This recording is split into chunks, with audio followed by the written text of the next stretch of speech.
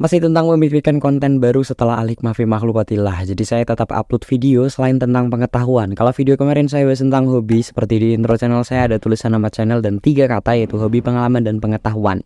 Dan kali ini saya akan berbagi pengalaman saya karena telah berkunjung ke Kota Semarang dalam rangka acara pelatihan kapasitas SDM petani yang diselenggarakan oleh Dinas Pertanian dan Perkebunan Provinsi Jawa Tengah di Hotel Khas Semarang. Tapi di video ini saya hanya akan bahas pengalaman saya berkunjung ke 3 destinasi wisata Semarang saja yang saya lakukan selama waktu istirahat pelatihan, yaitu sekitar 6 jam saja.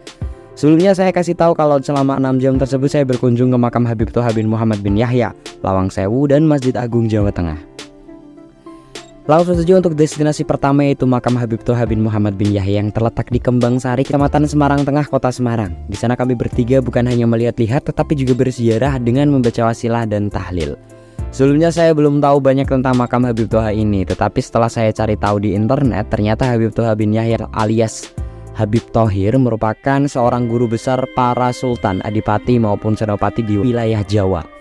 Karena kealaman dan kesolehannya pula, beliau mendapat gelar keraton dengan nama Kanjeng Raden Tumenggung Ronggo Prawirokusumo.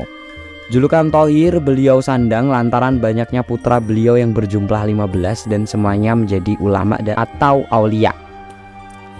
Di antara putranya adalah Habib Hasan bin Thoha Semarang yang berjuluk Singo Barong, Habib Hamid atau Pangeran Diponegoro, dan Habib Soleh atau Mbah Keramat Sedo Laut. Selain hal itu, Habib Thoha juga dikenal sebagai bapak umat di wilayah Asia Afrika, sebab sebelum menetap di Mataram, beliau pernah tinggal di beberapa tempat antara lain Pakistan, India, dan Penang, Malaysia.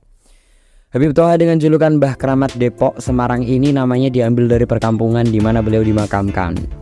Lokasi makamnya tepat di belakang kantor BCA Jalan Pemuda Semarang dan berdampingan dengan gedung-gedung megah lainnya. Letaknya persis di depan jalan raya sehingga mudah dijangkau. Ada papan nama di depan karena memang makam belum diresmikan. Begitu juga dengan lahan parkir juga belum tersedia. Namun demikian tak menyurutkan semangat para peziarah untuk berziarah. Memasuki area makam, sejuknya lantai marmer akan langsung menyambut telapak kaki kita. Itu karena pengunjung diharuskan melepas alas kakinya dan meletakkan dirak yang telah disediakan.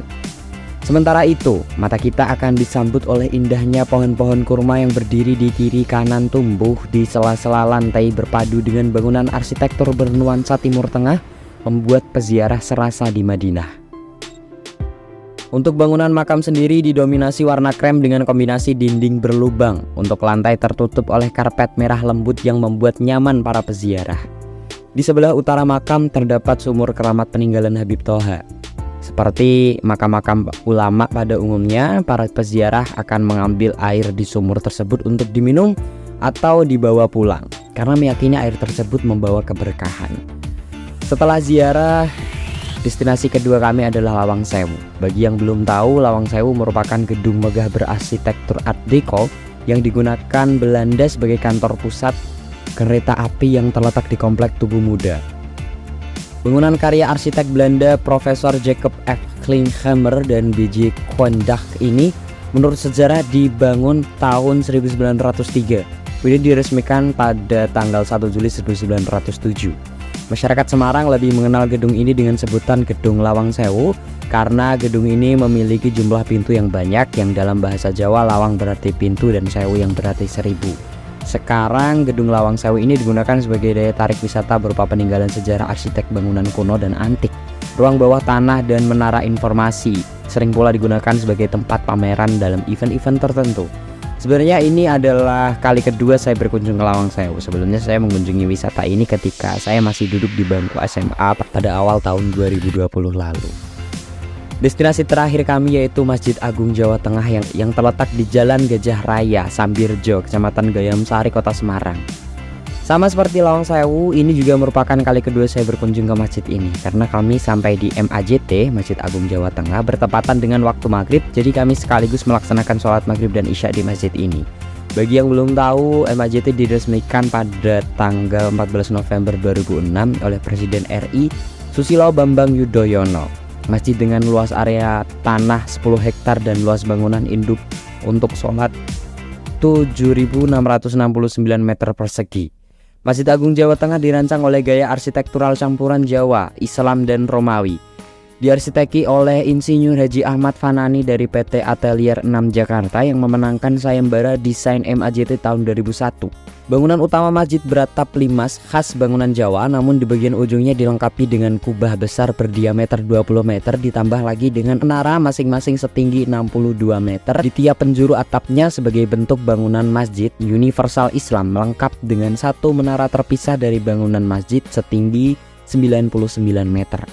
Gaya Romawi terlihat dari bangunan 25 pilar di pelataran masjid. Pilar-pilar bergaya Kolosium Roma di Romawi dihiasi kaligrafi-kaligrafi yang indah, menyimbolkan 25 nabi dan rasul. Di gerbang ditulis 2 kalimat syahadat, pada bidang datar tertulis huruf Arab Melayu, Sucining Guno Gapuraning Gusti. Masjid Agung Jawa Tengah ini selain disiapkan sebagai tempat ibadah juga dipersiapkan sebagai objek wisata religius. Untuk menunjang tujuan tersebut, Masjid Agung ini dilengkapi dengan wisma penginapan dengan kapasitas 23 kamar berbagai kelas, sehingga para peziarah yang ingin bermalam bisa memanfaatkan fasilitas. Daya tarik lain dari masjid ini adalah Menara Al-Husna atau Al-Husna Tower yang tingginya 99 meter. Bagian dasar dari menara ini terdapat studio radio Dais, dakwah Islam, dan pemancar TVKU bahasa. Sedangkan di lantai 2 dan lantai 3 digunakan sebagai museum kebudayaan Islam, dan di lantai 18 terdapat kafe muslim yang dapat berputar 360 derajat. Lantai 19 untuk menara pandang dilengkapi 5 teropong yang bisa melihat kota Semarang. Pada awal Ramadan 1427 Hijriah lalu, teropong di masjid ini untuk pertama kalinya digunakan untuk melihat Rukyatul Hilal oleh tim Ru'yah Jawa Tengah dengan menggunakan teropong canggih dari Boska. Oke, sampai di sini yang bisa saya sampaikan, kurang lebihnya mohon maaf karena malah jadi sok tahu tentang tempat wisata. Yaudah gitu aja.